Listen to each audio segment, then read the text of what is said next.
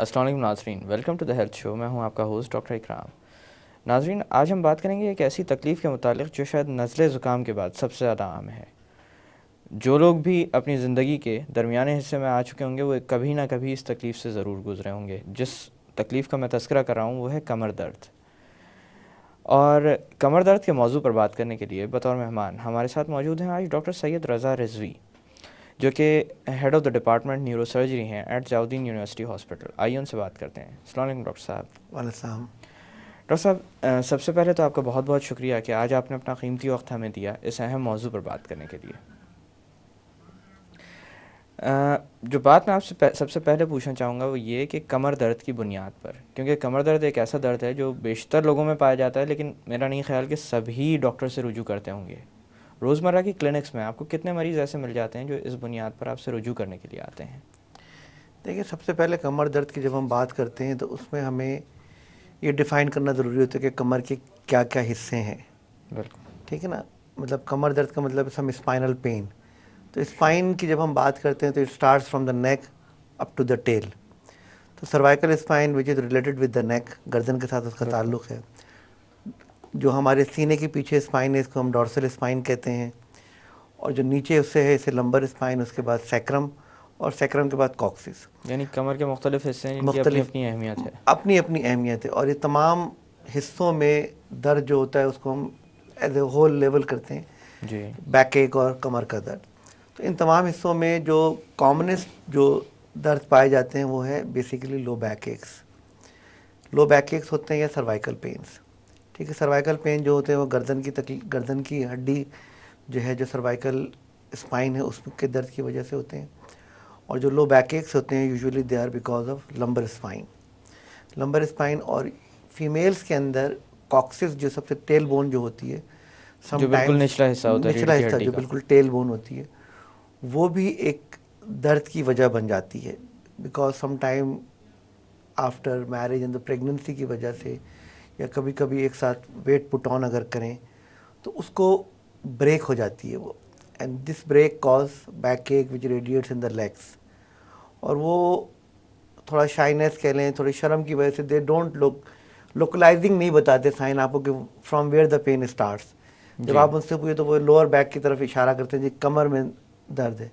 तो ये तमाम जो हिस्से हैं कमर के, वो डायरेक्टली उनके तमाम जो जो भी हिस्से हैं उनके अपने अपने सिम्टम्स और प्रेजेंटेशंस होती हैं।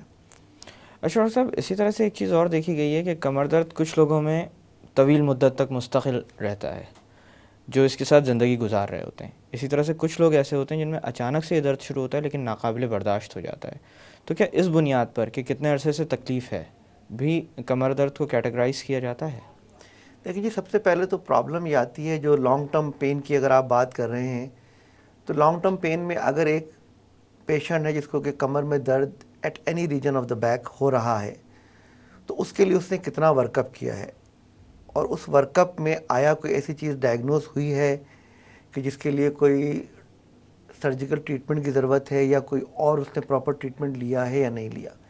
हर कमर दर्द का इलाज सर्जरी नहीं होती, लेकिन एक प्रॉपर ट्रीटमेंट ज़रूरी होता है, जो कि फिजियोथेरेपी की शक्ल में, जी। या पॉस्चरिंग को बेहतर करने की शक्ल में, या अपनी रूटीन हैबिट्स को स्पाइन को रखने की शक्ल में की जा सकती हैं।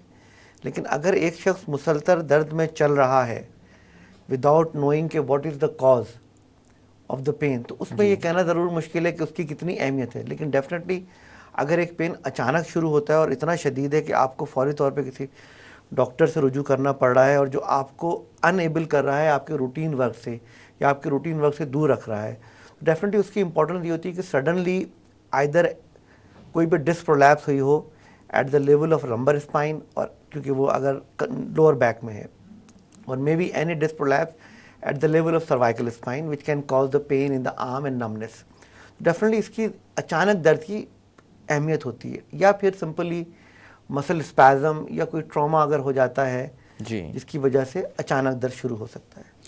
अच्छा डॉक्टर साहब, कमर के आपने बताया मुख्तलिफ़ हिस्से हैं जो अपनी अपनी अहमियत रखते हैं। इसी तरह से अगर कमर की बनावट को देखा जाए तो उसके दरमियान में हमारी रीढ़ की हड्डी है, जिसको सबसे ज़्यादा नाजुक भी समझा जाता है, जिसके मामले में मोहतात रहना सबसे ज़्यादा ज़रूरी भी होता है। लेकिन जिस्म में और भी दूसरे अज़ा हैं, तो क्या ये भी मुमकिन है कि दूसरे अज़ा का दर्द हम यहाँ पर महसूस करते हों या कमर के हिस्से में महसूस करते हों? हाँ, देखें जब हम कमर दर्द की बात करते हैं तो बहुत सारी चीज़ें ऐसी हैं, जैसे कि हम रीनल कोलिक पेन जो गुर्दे की तकलीफ से जी। होता है, और कभी कभार ख़वातीन के अंदर कुछ गायनेकोलॉजिकल इश्यूज़ की वजह से पेन होते हैं, जी। They can cause the pain in the back as well.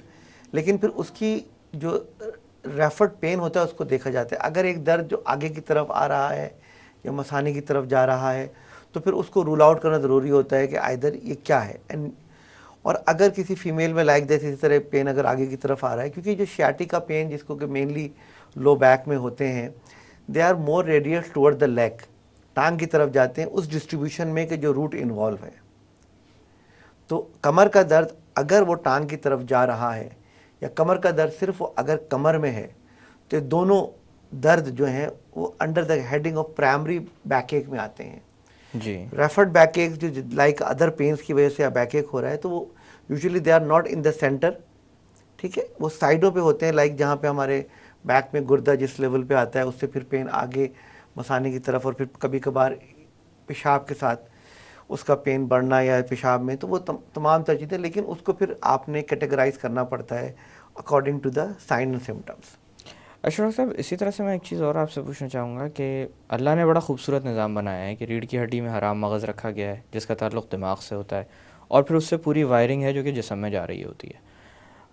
आम तौर पर कमर में होने वाले दर्द के साथ जो सबसे ज़्यादा ख़तरनाक चीज़ एसोसिएट की जाती है कि वो नर्व रिलेटेड पेन होगा, और उसके अंदर कुछ मामलात मज़ीद ख़तरनाक भी हो सकते हैं। नर्व्स ना सिर्फ एहसासात ले जाने और लाने का काम कर रही होती हैं, बल्कि आपके जिस्म को कंट्रोल भी कर रही होती हैं। क्या ये भी मुमकिन है कि कोई ऐसी ख़तरनाक अलामात सामने आ जाएं दर्द के साथ, या कहीं जिस्म के किसी हिस्से का कंट्रोल जाता रहे? देखिए जी, अब उसमें फिर अगेन उसी पे बात आती है कि लेवल कौन सा है, ठीक है। अगर हम गर्दन की बात करते हैं तो गर्दन में बेसिकली स्पाइनल कॉर्ड है जी। एंड उस लेवल की जो स्पाइनल कॉर्ड है वो गर्दन से नीचे तमाम हिस्सों के अज़ा को कंट्रोल करती है, जी। ठीक है। अब अगर वहाँ पे due to any root compression, cord compression, ठीक है, अगर रूट कंप्रेशन है तो डेफिनेटली उस आर्म की वीकनेस हो सकती है। जी। अगर बड़ी डिस्क है या कोई और इशू है, लाइक कोई ट्यूमर वगैरह की अगर हम बात करते हैं जो स्पाइनल कॉर्ड में हो सकता है, तो उसकी वजह से चारों हाथ पैरों में कमज़ोरी आ सकती है, ठीक है। तो दूसरी तरफ अगर हम नीचे की तरफ आते हैं, लो बैक की बात करते हैं, तो लो बैक में डेफिनेटली अगर हम जो कॉमनेस्ट लेवल्स हैं हमारे लो बैक के related to the sciatica, they are at L4-5 levels पे, L5-S1 लेवल पे होती है। जी। तो उसमें डेफिनेटली पंजे की कमज़ोरी, पेशाब का कंट्रोल, सुनपना, ये तमाम तर चीज़ें जो कॉमनेसली आ जाती हैं। लेकिन जैसे जैसे हम ऊपर की तरफ जाते हैं तो डेफिनेटली फिर हमारे दोनों लोअर लिम्स इन्वॉल्व हो सकते हैं। अगर कोई प्रेशर हमारे आइदर लंबर स्पाइन के हायर लेवल्स पर है या डॉर्सल स्पाइन में, डॉर्सल स्पाइन जो हमारे सीने के पीछे की हड्डी है, तो इसमें अगर कोई ऐसा कंप्रेशन है due to any disc, usually इस लेवल बहुत अनकॉमन है, लेकिन अगर कोई डिस्क है या कोई ऑसिफाइड लिगामेंट्स हैं, उसकी वजह से लोअर लिम्स की वीकनेस, नमनेस आ सकती है, और उसमें हमारा स्फिंक्टर्स इन्वॉल्वमेंट भी हो सकती है। डॉक्टर साहब, अभी थोड़ी देर की बातों का सिलसिला रोकते हैं। नाज़रीन, वक्त हुआ एक छोटी सी कमर्शियल ब्रेक का। ब्रेक से वापस आकर बैकएक के मुतालिक मज़ीद बात की जाएगी। Stay with us.